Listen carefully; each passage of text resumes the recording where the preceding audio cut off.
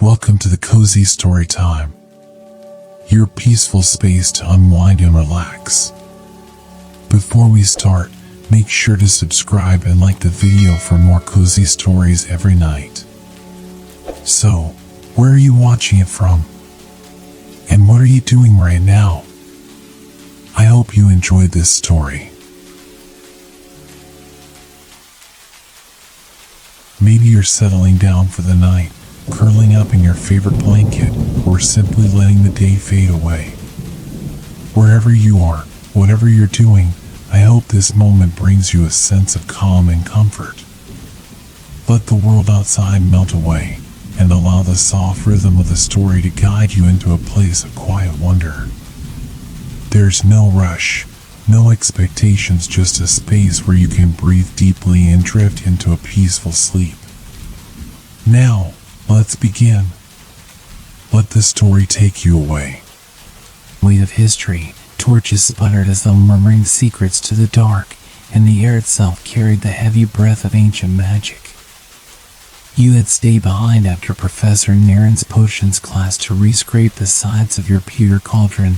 Your Wiggenweld potion had burned slightly at the base, and Naren had given you that look again, a raised brow and a sigh through his nose.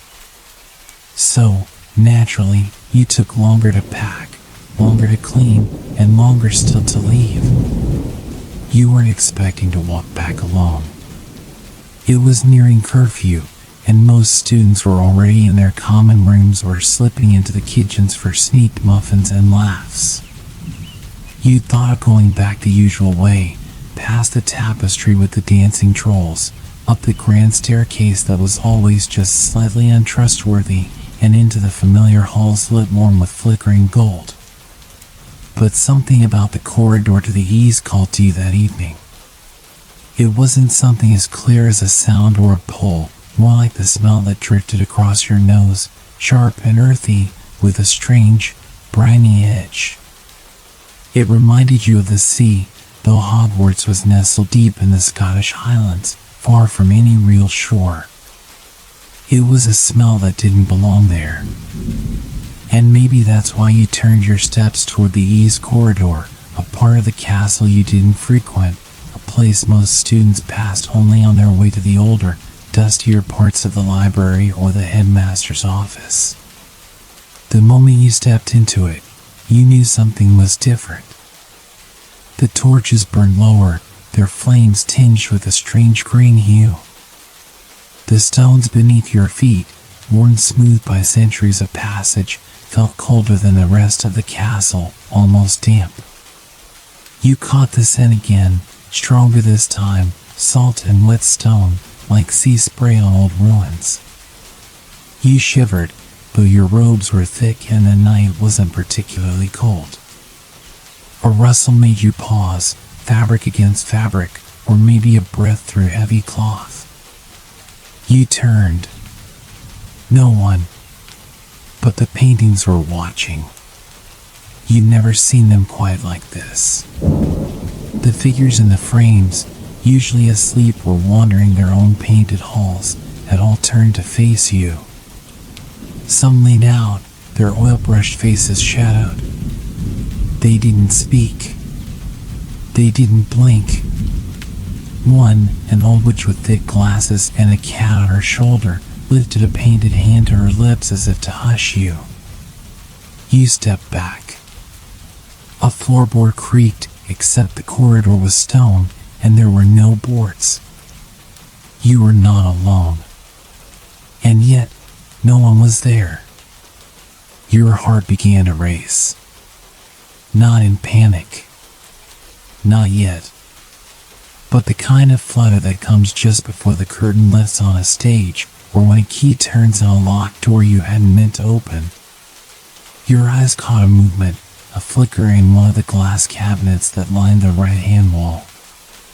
Relics of old classes, brass scales, dried roots suspended in cloudy jars, one so splintered it looked like it had exploded from the inside.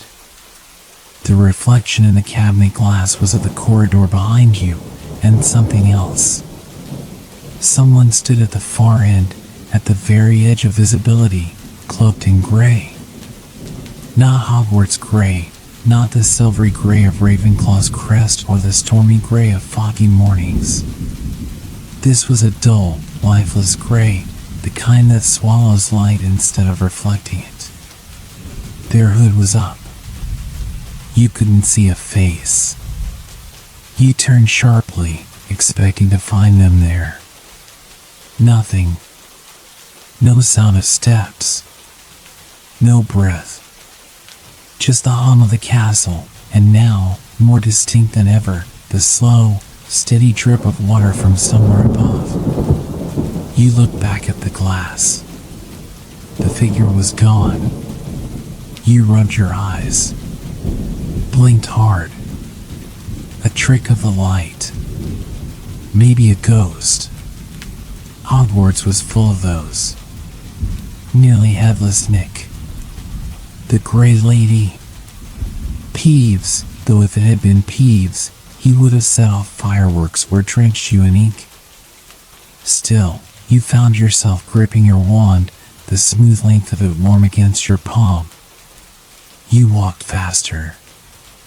The corridor twisted in ways it never had before. You were sure it should have led back to the central atrium, but the turns kept repeating themselves, left, then another left, then stairs where no stairs had been before. The salt smell thickened until it coated your throat. You could hear something now too, something under the stone. Or rushing, like water, but deeper, like breathing. Finally, the corridor straightened. You recognized a statue, Alda the Able, one of the founders of the lesser-known school of enchantment in Wales. She never should have been in this part of the castle. Her statue had stood near the arithmancy tower for decades. You whispered a soft spell under your breath, just a trick to test for illusions. Nothing changed. You turned back. The corridor behind you was gone. Not just vanished, but replaced entirely. Now, there was a plain wall, stone gray, unremarkable. Your footsteps no longer echoed, and the torches here didn't flicker at all. They simply glowed. You didn't move for a while. You let the stillness sink in, slow and thick, like honey over cold glass. The air wasn't threatening, exactly. But it was watching. You could feel that much. Something had changed in you as well. A faint humming beneath your skin, like a spell cast long ago finally waking up. You whispered your name aloud, just to hear something familiar. Your voice came back to you, faint and distant, as though underwater. You pressed a hand to the wall where the corridor had once been. Cold. Smooth. Real. A laugh echoed, not yours. Not cruel, but hollow, distant. Then the faintest rustle of fabric again. You spun around. No one. You walked the rest of the way back in silence, eventually finding the main corridor where the old suits of armor clanked in their sleep. You slipped past the last few students headed to their houses and said nothing to anyone. That night, in the quiet of your bed under the heavy hangings, you stared at the stone ceiling and tried to recall what the figure in the glass had looked like. But the harder you tried to remember, the more your thoughts scattered like ashes in wind. And just before sleep took you, carried on the slow pull of dreams, you heard it again. Faint. Echoing from somewhere inside the castle's bones. A voice, soft as wind over water. It whispered your name. Not the one your friends used. Your full name. And in the darkness, you felt the chill return. Something had noticed you. And it had not forgotten. The days passed with the usual rhythm. Classes bled into meals, meals into study sessions, and all of it into a quiet, almost soporific repetition. You told yourself it had been a trick of the light. Hogwarts was a place of strange shadows and old spells that didn't always settle right, even centuries later. The east corridor had likely shifted, as it often did. Corridors here were like rivers, meandering when they pleased, never quite where you left them.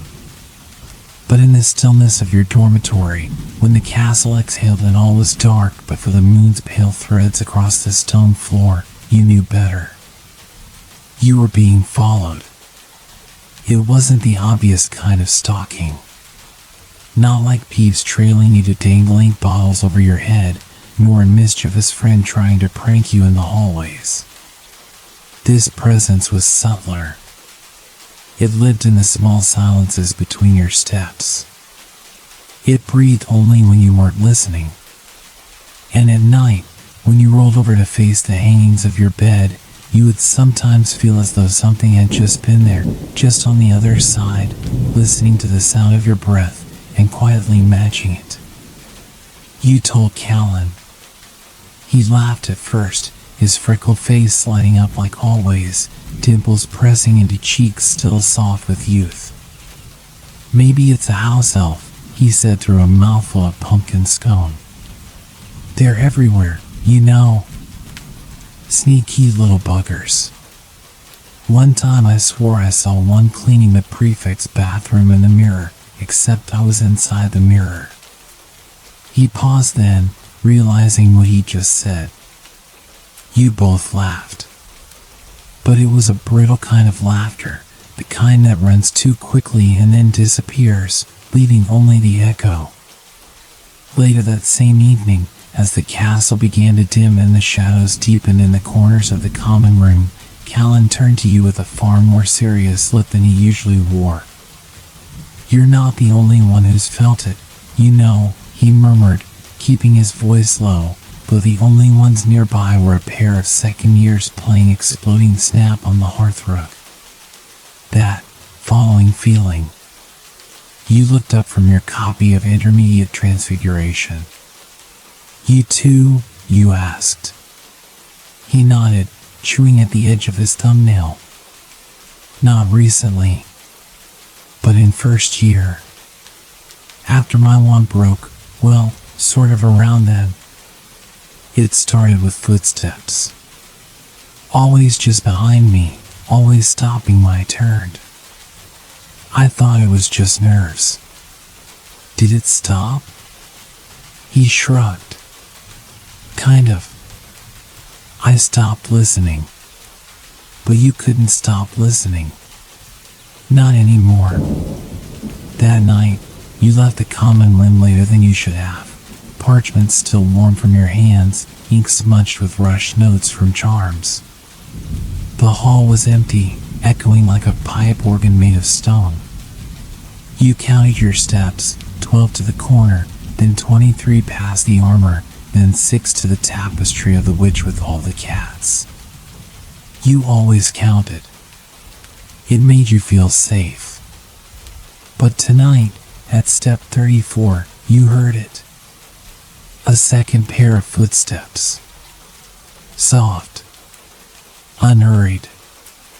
You froze. So did the steps. You turned sharply, nothing behind you but flickering shadows. A portrait of a knight raised an eyebrow at you but said nothing. He looked more curious than amused, as if he too were watching for something. You walked again. Slower. The footsteps returned, just behind yours. Not close enough to touch. Just close enough to be real. You reached into your robe for your wand. It felt heavier than usual, or perhaps your hand was just trembling slightly. You stopped again.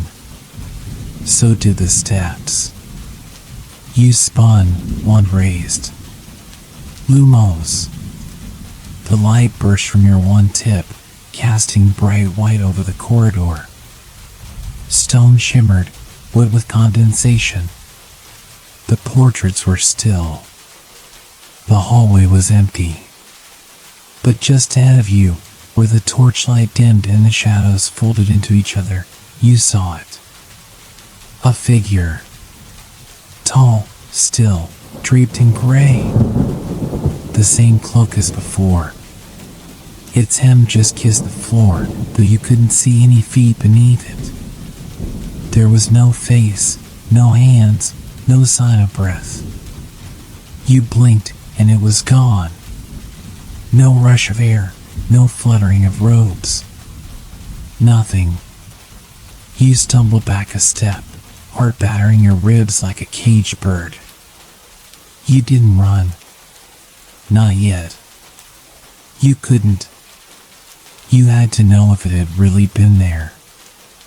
And then a voice whispered behind you. Clear. Calm. Unnervingly close. You shouldn't be here. You turned.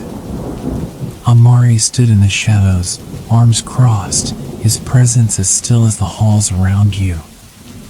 His eyes were always strange, too dark to read, as if they absorbed the light instead of reflecting it. He stepped forward, and his boots made no sound. You saw it, he said. It wasn't a question. What was it? You whispered. He didn't answer. Just looked down the corridor, toward where the figure had been. I've seen it too, he said eventually. But not here. Not recently. Your breath was still shallow, your heart still thudding painfully against your ribs. What is it? Amari's gaze lingered on you, searching, measuring. Then he spoke in a voice barely audible. Some shadows in this castle don't belong to the torchlight. And some names, draw them in. You felt a chill move across your back. It said I shouldn't be here. Then it knows you're getting close. You wanted to ask, close to what? But he was already moving, fading back into the darker folds of the hallway like a shadow himself.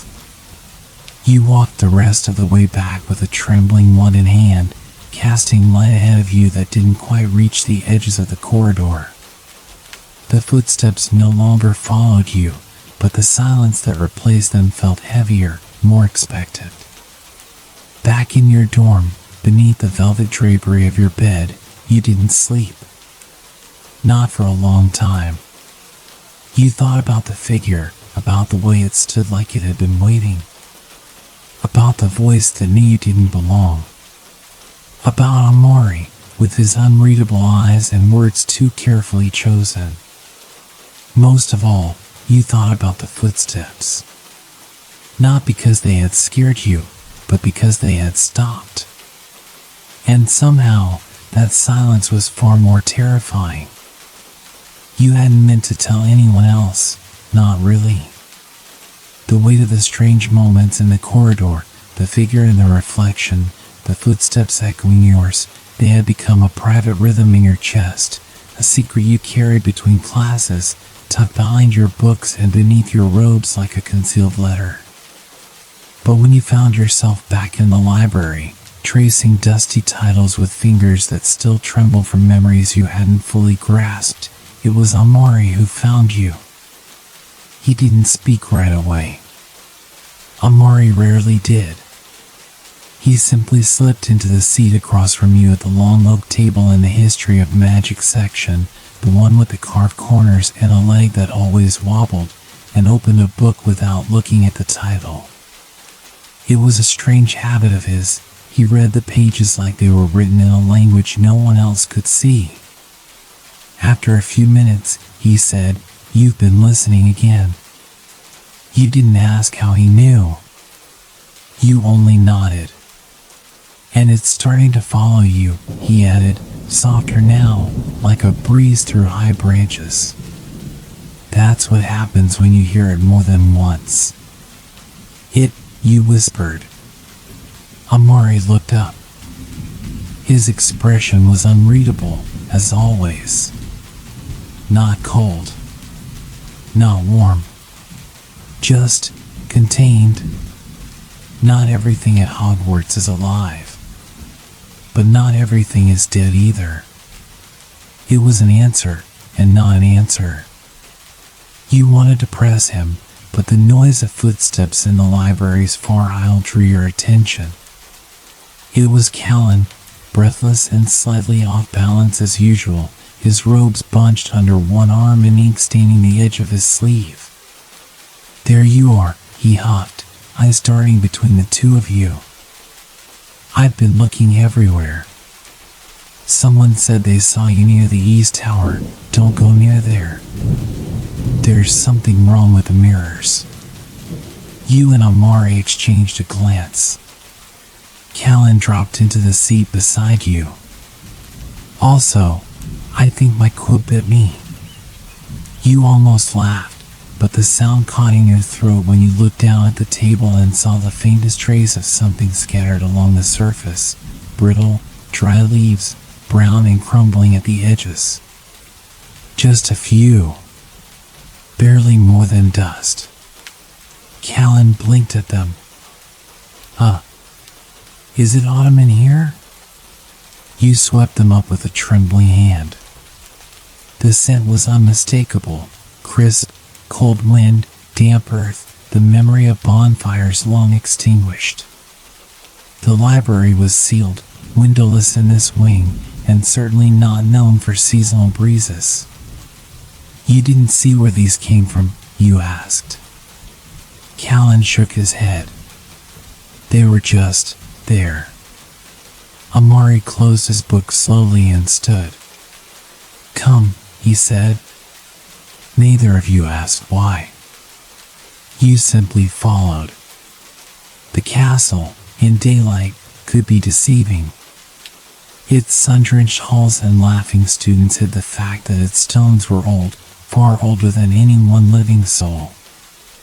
But today, even in that light, Hogwarts seemed to watch.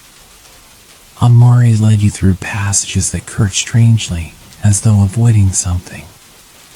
You noticed the paintings here turned their faces away as you passed. One which even pretended to sleep, though you could see her peeking under her eyelashes. The torches flickered oddly, some cold blue, others not lit at all. Callan grew quieter with every step. His usual ramblings faded into a frown as he traced the walls with his fingers, like searching for something just out of reach. You stopped at a hallway that didn't match any of the others. Its ceiling was lower, its walls closer together, lined with tall glass panels covered in centuries of dust. Here, the light dimmed unnaturally. The further you walked in, the cooler the air became, and the scent of fallen leaves returned, stronger this time, laced with something like cedar smoke and wet parchment. "There's no wind in here," you said, almost to yourself. Amari crouched near the floor. There, in the cracks between the stones, were more leaves. Crushed, trodden, layered as though someone had been walking this path daily. But you knew this corridor, no one ever came here. There was no classroom at the end, no office, no storage. Just a blank wall where the passage ended. "This place shouldn't have a season," Callan said, voice hushed. "This isn't outside." Amari nodded slowly, standing again. "That's the point. This is where the castle remembers." You furrowed your brow. "Remembers what?" He turned to you, his tone barely more than breath. "Who it used to be." That answer sat in your chest like a stone in deep water, heavy, unyielding. The air felt denser now. Not just cold, but expectant. As though something just out of sight was waiting for you to understand what was already happening. You looked at the wall again. It shimmered, only for a second, but enough for you to realize it wasn't just stone. You stepped forward. So did Amari. Callan hesitated. Should we be doing this without, permission? Or supervision? Or an adult? Neither of you answered, so he sighed and followed. You placed your palm against the wall. The surface was cool, not stone at all, but glass. Thick, old, and covered in a sheen of fog that didn't clear when you breathed on it. You leaned in, squinting, trying to see through, and for a moment, you did. There was another corridor on the other side, but it wasn't quite like the one you were standing in. It was mirrored, reversed, lit by a silvery light that didn't belong to the sun or any torch. And in the distance, standing beneath a narrow arch, was that same figure in the gray cloak. Only this time, it turned to face you. No face. No eyes. Just the idea of a gaze, and it was looking straight at you. You recoiled, and the image vanished. The wall returned to flat stone, inert and silent. Callan whispered, "Please tell me someone else saw that." Amari didn't answer. His expression had hardened slightly, his mouth set in a line. You saw something in his eyes then, recognition, perhaps even fear, though it passed too quickly to be sure. He turned to you. You need to stop looking for it. You stared at him. Why? Because it's already looking for you. The leaves stirred at your feet. No wind. Just movement. And that scent again, sharper now. Like something opening. You all stepped back. And behind you, a whisper carried on the unmoving air. A voice you hadn't heard in years. One that made your blood go cold. It said your name, but not the one your professors used. Not even the one Callan said in half-laughed mutterings. It said your name the way it sounded in dreams. You turned to Amari, heart racing. How does it know that name? He looked at you, voice as soft as ever, but with something urgent beneath it. Because Hogwarts remembers, he said. And it's starting to remember you. You don't return to the mirrored corridor. Not for days. After what happened, after the wall turned to glass and revealed the figure standing in a place you shouldn't be able to see, you carry the moment like a crack in your thoughts. Small, splintering, but always spreading. Callan avoids the topic. He pretends nothing happened, though his fingers tap incessantly on his books now, like he's counting things that aren't there. His wand, still splintered from that first-year incident he never speaks of, rattles slightly in his pocket, as though it, too, is trying to warn him. Or you. Amari disappears for a while. He has a way of doing that, fading into the architecture like a column or a sconce. Some say he's part of the castle, as much as any ghost or whisper. You start to think they're not wrong. You try to go back to the rhythm of life at Hogwarts, letting it sweep you forward, breakfast, lectures, the sharp hiss of potion cauldrons, the dry scrape of quills across parchment, but the rhythm is off now. It skips in odd places, stumbles where it should glide. You dream more. Strange, soft dreams, lined with fog and cold corridors. You walk through mirrors that melt like water. You wake with leaves in your hair. And then one evening, while searching the restricted section for an herbology reference Flitwick swore was there, and wasn't, you see it. Not the figure. Something else. A door. It's low and narrow, hidden behind a stack of forgotten alchemical compendiums, framed in carved black stone that drinks in the torchlight rather than reflects it. It shouldn't be there. You've walked this aisle 100 times. But it's there now, ajar by a finger's width. And from within comes a smell. Not rot, not mildew. Something clean, yet unsettling. No dust. You kneel and touch the threshold.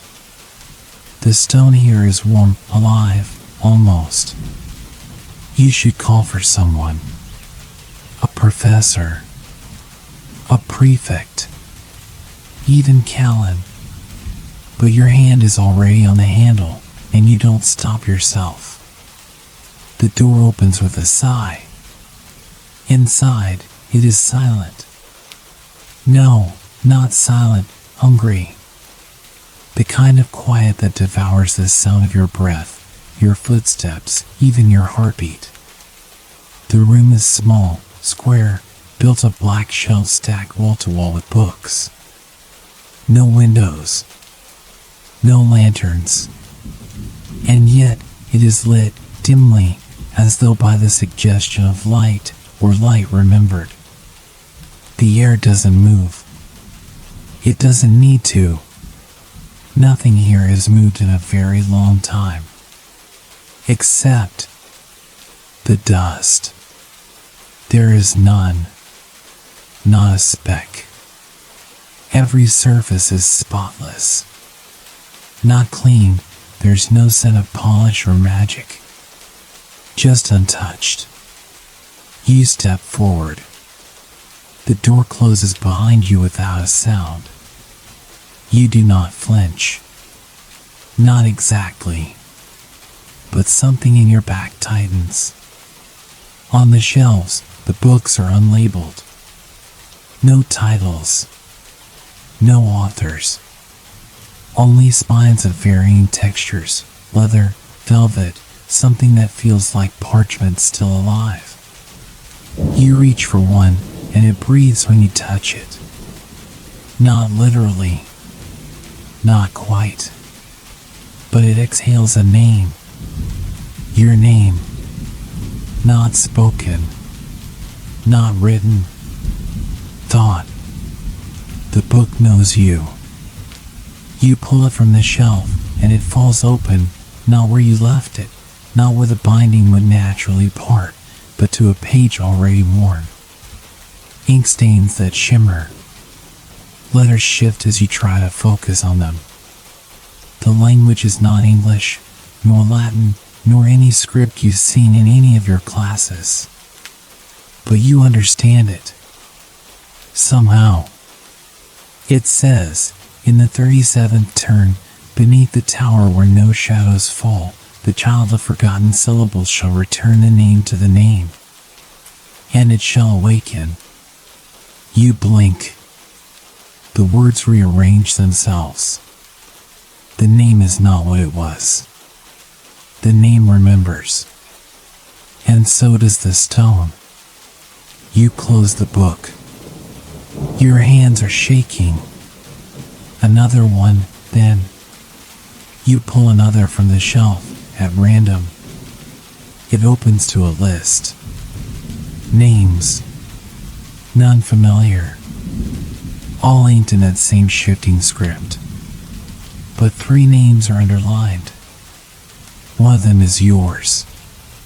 Not the name this sorting hat called. Not the one your friends use. The real one. The one no one else knows. You step back. You are not supposed to be here. You feel it in your teeth, in the curl of your spine. The room itself seems to tense around you, like lungs drawing in breath. And then you hear it, a voice, not in your ears, but in your bones. So you remember. You turn. There is no one there. You remember, and so do we.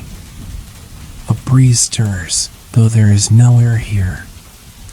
Pages flutter. The door you came through is gone, no handle, no frame. Just seamless black stone. The lights dim further, though you can still see. Barely.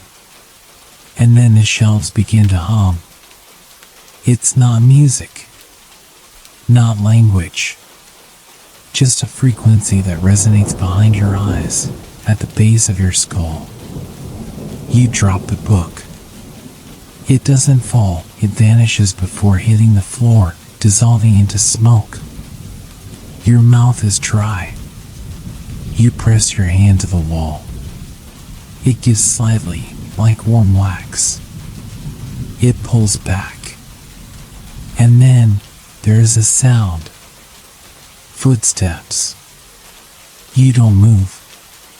They are behind you. Not beside you. Above. As though someone is walking on the ceiling. You look up. There is only darkness. No roof. No end. But the footsteps continue. Slow. Measured. Coming closer. And then a face. Not a face. The idea of one.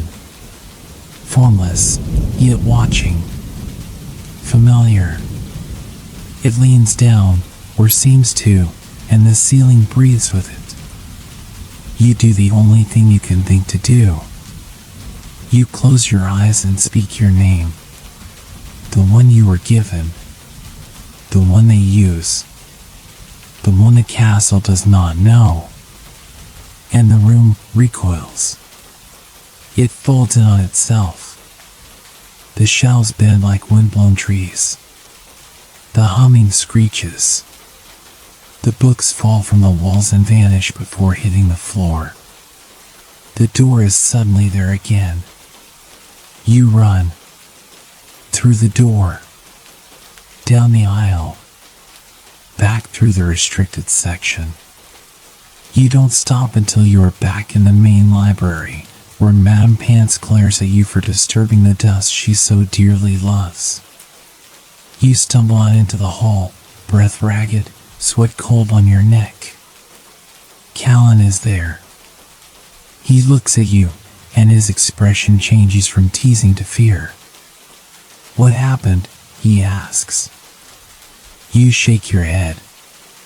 But he notices the smell, damp leaves and parchment. You found it, he whispers. You say nothing. Because now you understand. The name the castle whispered wasn't a threat. It was a reminder. And now that you've answered, something has begun to wake. For a few days, Hogwarts seems to forget what you've seen. Or perhaps it simply pretends. The corridors warm slightly with the turn of the season. The sunlight streaming through the high windows spills golden across the stone, dust motes dancing lazily like the whole castle is sighing into a late autumn drowse. Outside, the trees along the lake lose their leaves in great slow spirals, and the giant squid basks near the surface, tentacles rising in the shimmering reflections of late afternoon light. And yet, the warmth doesn't reach you. Not truly. The silence of that dustless room clings to your skin like frost. You dream again, of pages fluttering in a wind that comes from nowhere, of a room without ceiling, and of a voice that moves inside your bones, whispering you remember. You haven't told Callan everything. You know he suspects more than you've admitted, but every time you try to say it out loud, what the book said, what it called you, it slips away, like fog retreating from torchlight. And Amari is nowhere. Even the professors seem to be noticing his absence. He's missed 3 days of classes, and no one can agree where they saw him last. But someone has been leaving you notes. They aren't signed. They appear in strange places, inside your potion kit, under your pillow, once even curled into your teacup like a sleeping caterpillar. Each one written in neat, careful ink. Short phrases. Barely messages. But enough to feel like a lifeline. Listen to the floor, not the walls. Some mirrors don't show reflection. They show memory. When you hear it again, don't run. You carry them all in a small pocket in your robes, folded so many times the edges are beginning to fray. You don't tell anyone, not even Callan. Especially not Callan. Then, on the 7th night after the dustless room, you wake with the scent of cedar in your lungs. You sit up in the dark, throat dry, your heart already pounding, not with fear exactly, but with something older. Recognition. You're already halfway down the common room stairs before you realize you're moving. The castle is asleep, mostly. The portraits snore or mutter in their frames, and even the staircases seem reluctant to shift. But you walk without hesitation, guided by something not entirely your own. It leads you through the east wing, past the spot where you first saw the figure in the glass. That corridor is quiet now, its torches unlit, its paintings blank-faced with feigned disinterest. But the air is thicker. Listening. You don't speak. You descend 2 floors to the base of the astronomy tower, a place students rarely go at night, not because it's forbidden, but because it's strange. Too quiet. The stones here hum faintly, especially when the stars are hidden. And tonight, they're very hidden. Clouds roll black and fast across the sky, no moon, no stars. The world outside the windows is ink. And yet, the tower door creaks open. Inside, the observatory is empty. Tables lined with aged telescopes and rolled charts, most of them untouched since last year's exams. You step slowly, your fingers brushing the stone walls, and it hums again, faintly. A murmur in your fingertips. And then you hear it. Not quite a whisper. More like the scrape of paper against paper. Or rustling, constant and uneven, like someone rifling through books that haven't been read in centuries. You turn toward the sound, and there it is. A spine. Not a book. Of a person. You can only see its back, tall, gray-robed, kneeling before a low table that wasn't there yesterday. The figure leans over a stack of scrolls, moving slowly, precisely, as if each parchment holds the breath of a decade. And then it stops. Without turning, it speaks. You should not have opened the name. The voice is layered, not deep, not high, but filled with textures like crumbling leaves, rusted bells, wind in the rafters. It doesn't echo, but it fills the space as if it's always been part of it. You can't speak. Your throat is closed, but your chest is a storm of questions. You brought it forward, the figure says, still unmoving. Now the halls begin to hum. The walls remember. And soon, the stone will turn. What is turning? You manage. It's quiet for a moment. Then the figure stands. Its robe brushes the floor like mist. It's not tall, at least, not impossibly so. But its presence fills the room until the ceiling feels lower, the walls closer. The castle is not what they think, it says. It was never merely stone. It was given shape. Fed names. Fed stories. And some of those stories were never told aloud. You step back. The figure turns now, slow, deliberate. But where a face should be, there is nothing. A shadow beneath a hood, shifting softly like silk in water. And in the place of a heart, beneath its robes, you see the faint glow of a name written in lines of molten script, familiar and terrible. It is your name, and yet not. The name beneath your name. The one your family forgot. The one the castle kept. You are not the first to awaken the memory, the figure says, stepping forward. The floor creaks beneath it, as though it carries centuries with every step. But you may be the last to silence it. What do you want, you ask, voice small. The figure pauses. Then, it lifts something from the table. A book. Bound in dark green hide, thick with clasps of tarnished silver. It pulses in the air like it's breathing. Take it, it says. You don't move. The book hovers in the air now, drifting toward you like a leaf on windless air. And when it touches your hands, your vision floods with light. You see corridors you'd never walked. Chambers with no doors. You see Hogwarts before it was Hogwarts, raw stone floating in the dark, drawn together by something ancient and aching. You see people whose faces are made of runes. You see Amari, younger, afraid. You see yourself, standing before a mirror that reaches the sky, calling your name not with voice, but with memory. And then, you're back. The book is heavy in your arms. The figure is gone. Only a whisper remains in the stone. Find the spine that murmurs, and silence the song, or it will sing the whole castle into dreaming.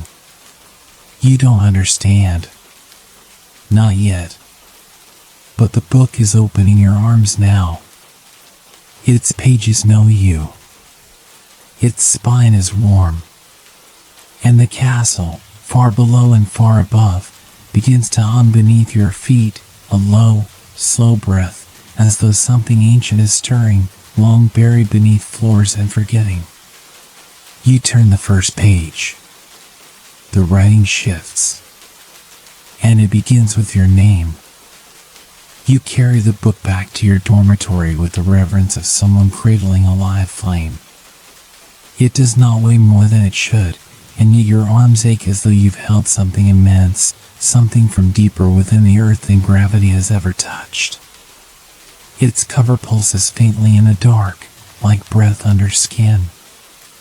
As you ascend the stairs and slip through the common room, no one stirs. Even the portraits seem to sleep more deeply than usual, faces turned from the world, eyes sealed in paint. When you reach your bed, you sit cross-legged and place the book before you. For a long while, you don't open it. You simply watch it, listening. You can hear it, now that you are alone, the soft hum, like a melody sung behind closed lips. It's not in your ears. It's in the wood beneath your bed, in the iron of the bed frame. It's in the stone of the floor, the old mortar in the walls. Hogwarts is breathing. It breathes slow and deep, like something long asleep shifting beneath thick blankets of time. The castle has a rhythm you had never noticed before, but now you can feel it behind your own heartbeat. A harmony. A counter melody. Not sinister, yet not passive either. You open the book. The first page is still your name. But the letters twist softly as you watch, the ink sliding across the parchment like oil on water. It settles into a sentence you somehow understand even before reading it. The castle remembers through you. You turn the page. The script is familiar but not known. Every line curls with old magic, soft and bright, as though each letter was drawn with candlelight. The book does not speak out loud, but you hear it as you read, like memory being poured back into place. It tells you of the deep weaving, of how the founders shaped the stones not only with spells but with stories. They carved meaning into the walls, names, histories, possibilities. Each corner, every corridor, held threads of memory. But there were some threads they buried too deep on purpose. Stories too raw, too strange, or too hungry. And one of them had your name woven through it. Not your everyday name. Not even your birth name. Something older. Something almost lost. A name that only the castle remembered because it was born here. Your fingers tremble on the next page. You are not haunted. You are inherited. You shut the book with a gasp, as though the parchment had grown too hot to hold. The air around you thrums. You hear something creak in the ceiling above your bed. No footsteps, no whisper. Just a shift, like bones settling. That night, you sleep with the book beside you, and the dreams come not in images, but in sensations. You are walking, but not on floors. You are inside the walls. Pressed between stone and breath, and the castle moves around you like a great sleeping creature. You see tendrils of ivy growing backwards, curling into the past. You smell wax, blood, parchment, rain. You are not alone. And someone is watching you, just ahead, wearing a gray cloak stitched with runes you almost recognize. The figure holds out a hand, but just as you reach to touch it, you wake, drenched in cold sweat, fingers still outstretched, and a new note on your pillow. Follow the breath. When it turns cold, you are near. You know this isn't over. The next morning, you seek Callan. He finds you first, seated alone in the greenhouse, nose buried in a herbology text, but clearly not reading. You're paler than usual, he says softly, trying to keep it light. But his one hand fidgets. The broken tip of his wand peeks from his sleeve like a splintered truth. Have you ever heard of the castle breathing? You ask. He looks up. His lips part, but then close again. No, he says. Then, after a pause, but Amari mentioned it once. Said he could feel it in the walls. Like heartbeats, he said. Right before he stopped coming to class. You lean forward. Do you know where he is? Callan frowns. I've looked. Asked around. Nothing. Even Flitwick didn't know. You hesitate. Then you tell Callan part of it, not everything. Not the room. Not the book. But enough. The humming, the footsteps on the ceiling, the name in the pages. When you finish, he's very quiet. Then he pulls something from his satchel. A slip of parchment. Yellowed and faintly singed. This came under my pillow the night you disappeared into the tower, he says. I thought it was a prank. You read it. The castle dreams when the clock tower forgets to chime. You both stare at it. Callan finally whispers, "What does that even mean?"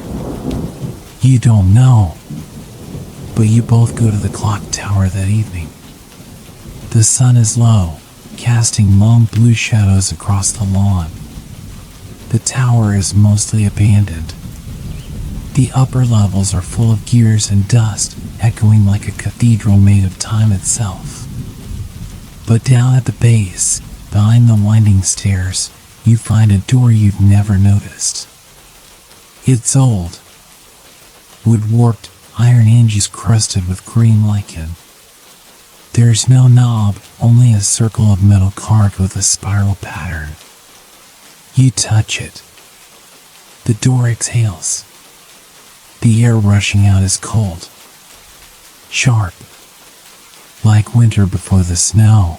Callan steps back. "Nope," he mutters. "Nope, nope, nope." But you step forward, because you remember the note. When it turns cold, you are near. You press your palm to the spiral, and the stone beneath your feet sinks.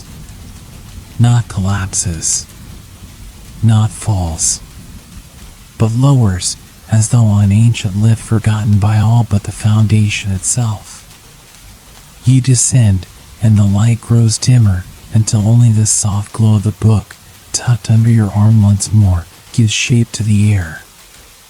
Callan, to his credit, jumps in after you at the last second, landing hard beside you with a wince and a muttered curse. The lift stops in silence. Ahead, a corridor, arched and narrow, covered in thin, winding vines of silver that shimmer like spider silk. You walk, breath tight, Callan beside you, until the corridor opens into a chamber. It is round, carved with symbols that breathe faintly with every blink. At the center is a pedestal, and on that pedestal, another book. This one bound in mirror, polished to perfection, but you can't see yourself in it. Instead, you see Amari, standing in another room entirely, looking at someone with wide, unreadable eyes. And behind him, dozens of others. Children, students, some in old robes, some in none at all watching, all waiting. The book shivers.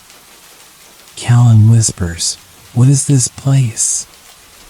And the chamber answers. It breathes.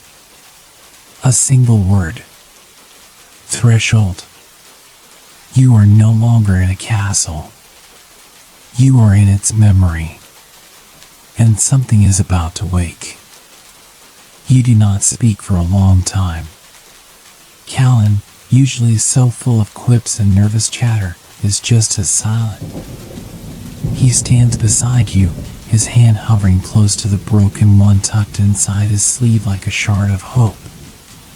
The mirrored book rests on the pedestal, smooth and unmoving, but it reflects more than light. It reflects the past, or something very near to it.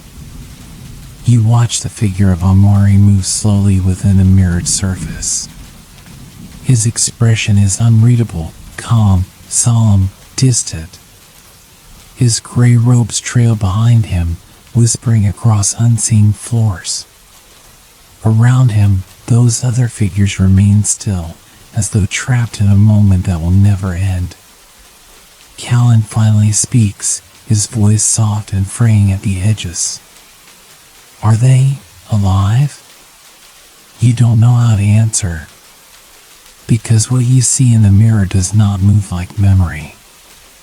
It is not grainy or faded, not like the pensive visions Professor Damaris once showed in class. This is happening. Somewhere. Somehow. Amari's eyes suddenly snap toward you through the mirror, and for the briefest moment, you feel the cold edge of recognition flicker between you. Then it's gone. He looks away, as though pulled by a tether. And just like that, the image fades. Only your own faint outline remains in the glass. The chamber breathes again. You feel it in your soles, the low pulse of something deep within the bedrock of the castle, a tremor like a heart too large to measure. It doesn't frighten you. Not yet. But it fills your limbs with a strange urgency, as if your blood has been asked to remember something it forgot long ago. Callan turns to you, his voice barely a whisper. We have to find him. You nod, and for the first time, You press your hand against the mirrored book. The surface is colder than ice, yet not painful. It pulls. Not like gravity, but like a memory you almost grasped once in a dream. And it responds to you, not to your magic, not even your thoughts. It responds to your name. The name beneath your name. And suddenly, you are elsewhere. You're still standing, but the room has changed. The light is different, warmer, older. The stone is redder, like it's been stained with centuries of sunsets. You can smell wax and the faintest wisp of cinnamon. And there's sound, books whispering, scrolls turning themselves, the distant creak of shelves taller than trees. This is no library you've seen before. It is enormous, vast as a canyon of memory.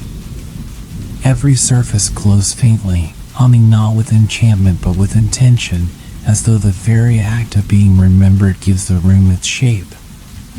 The air feels full, but not crowded. No dust here. No cobwebs. This is a place alive with thought. Callan appears beside you, staggering slightly, blinking in wonder.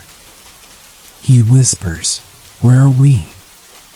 And the air answers, not with a voice, but a feeling. A hush that slides across your skin like silk.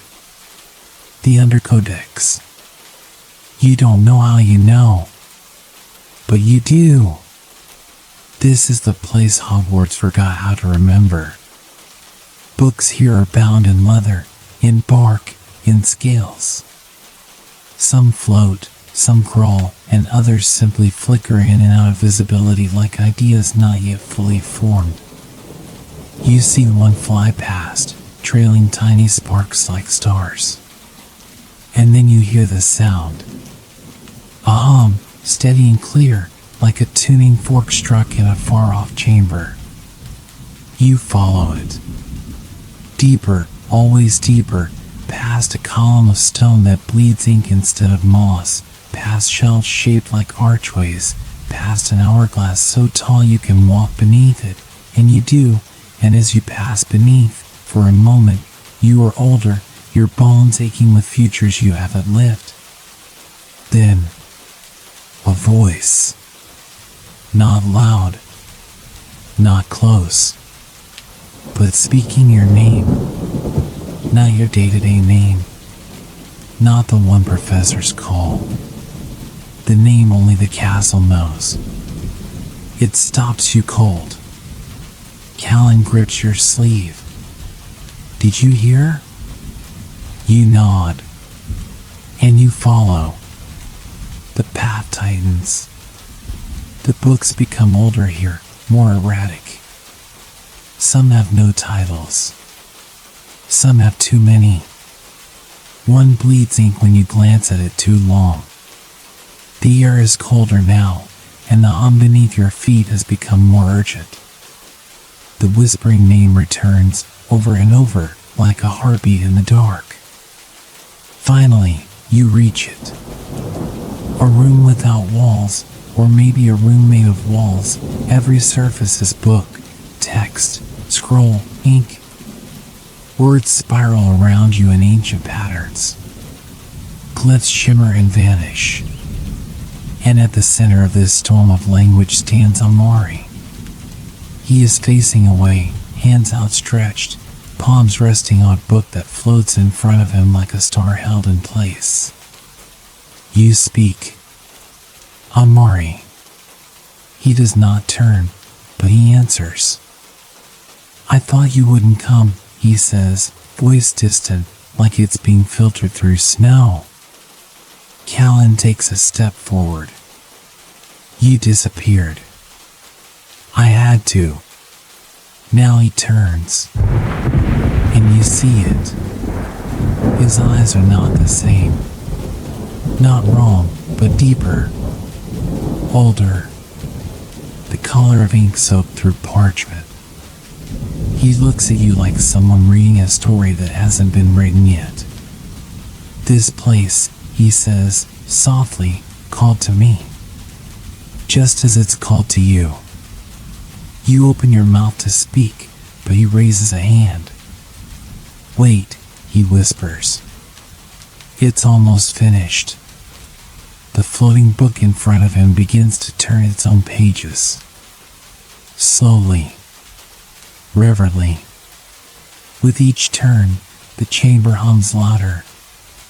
Callan clutches his wand, breathing fast.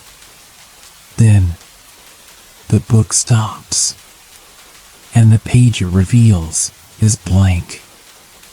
For a moment, nothing happens. Then ink begins to pour across it. From nowhere. From everywhere. It blooms like vines, swirling, elegant, wild. It forms words. Names. Yours. Callan's. And dozens of others you don't know, but somehow recognize. And one name, larger, glowing, terrible and beautiful at once. It's the name you heard in the dustless room. The one whispered by the book that had no dust. The one the castle never let you forget. The name that does not belong to any living student. A name that should not exist. Virulent. And beneath it, a sentence. The name that once woke the castle. The moment you read it, the chamber shudders. Not collapse. Not danger. But awakening. Amari turns to you fully, and now you see it. He is part of this place. His robes move like pages. His breath fogs the air even though it isn't cold. We are its memory, he says. And it is ours. The light around you flickers. Books begin to lift from their shelves. Pages fly open. Callan shields his eyes. What's happening? Amari meets your gaze.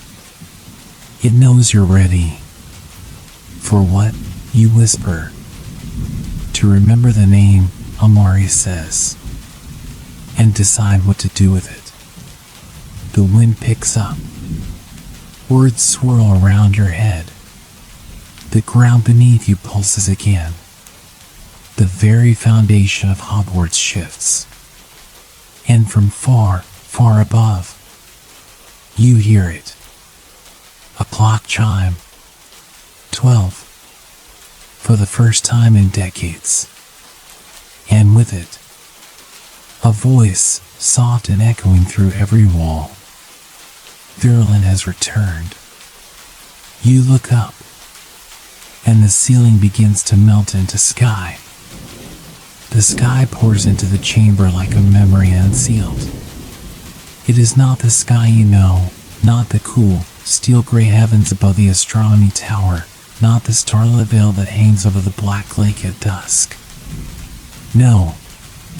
This sky is the color of twilight just before it knows what kind of night it wants to be, shot through with shades of violet and bronze, soft blushes of rose and a quiet gold that glimmers at the edges like a secret. The air changes with it. Where once there had been the lawn of books and breath and stone, now there is silence. But not the absence of sound, rather, the presence of listening. Awaiting. As if the entire castle, every brick and corridor, every stair and hidden door, were pausing to hear what you might say next. The name hovers before you, Virulent. It glows in the center of the page, anchored by nothing but your attention. It ripples when you think too hard about it, as if reacting to your doubt. Callan stands behind you, quiet, eyes wide with awe and fear. His broken wand hums faintly in its sheath. Amari stands to your left, not speaking. His gaze is distant now, but steady, like he's watching the future write itself in real time. You step forward. The book before you opens wider, its blank pages fluttering as though preparing to receive what must come next. But you don't know what that is. You don't know why the castle gave you this name or what it expects from you now that you have it. You only know this: you feel full of something ancient. Not power, not quite. Not danger either. Something older than both. Memory, perhaps. Or purpose. The sky above shifts again, brighter now. You feel it warming your skin, though you stand deep below the school. This makes no logical sense, and yet everything in Hogwarts has always whispered that logic is the wrong language here. You speak the name. Virulent. Softly. Not commanding. Not fearful. The chamber listens. And responds. Stone trembles. Not with violence, but with reverence. Shelves rise like tides, books blooming outward in concentric spirals of ink and light. And then, from the walls themselves, voices emerge. Not shouting, not screaming, just speaking. Names, phrases, fragments of old spells, lines of forgotten poetry, echoes of laughter, promises never kept. Callan clutches your sleeve. Do you hear them? You nod. They're memories. The ones the castle buried. Why? Amari answers at last. Because they had nowhere else to go. You turn to him. There was once a student named Virulent, he says. Or perhaps there wasn't. Perhaps Virulent was the name the castle gave to a moment. A feeling. A turning point. What kind of turning point? Amari steps forward. The kind where something is too painful to be remembered and too important to be forgotten. The books begin to spin gently around the chamber now. Not in chaos, there is a rhythm to it. A gravity. You look down at your hands. They are glowing faintly, fingertips dusted with starlight. You feel something inside you loosen. As though part of you had been knotted for years without your knowing, and only now did it begin to unlace. You are the memory. That's what the castle has been trying to tell you. Not just a student. Not just a curious mind wandering into places it shouldn't go. You are a keeper. A bridge between what Hogwarts was and what it is still becoming. And now you must decide. The book trembles. The name on the page brightens. Virulent. You understand it now, not as a person, not even as a story, but as a burden.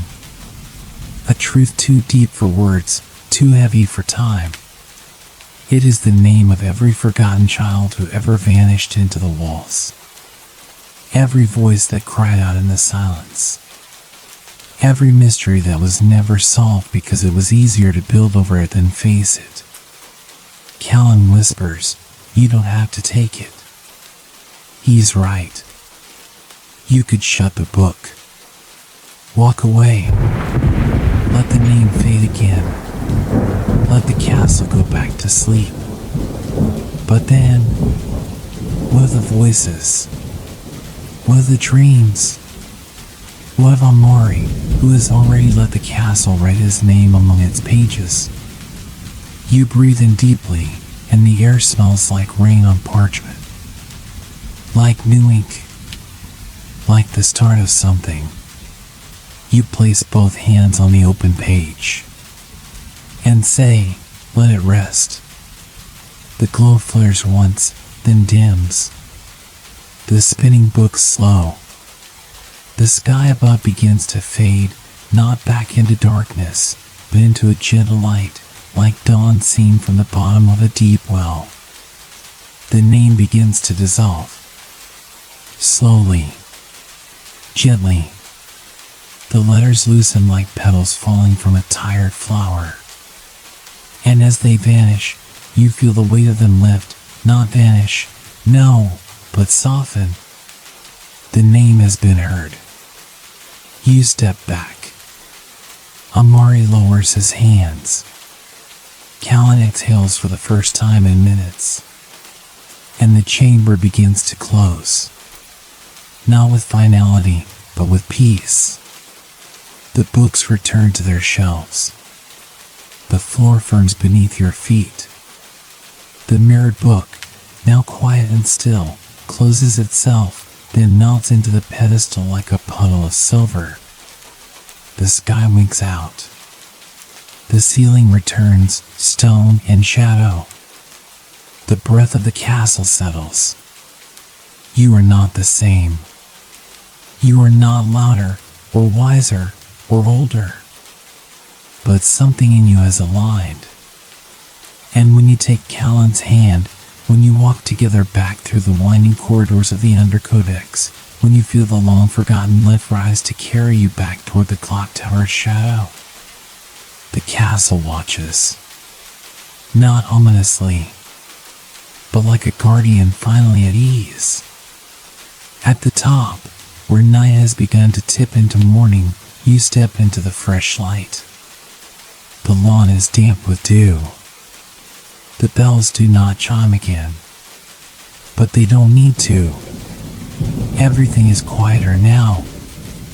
The paintings in the corridors do not speak as you pass.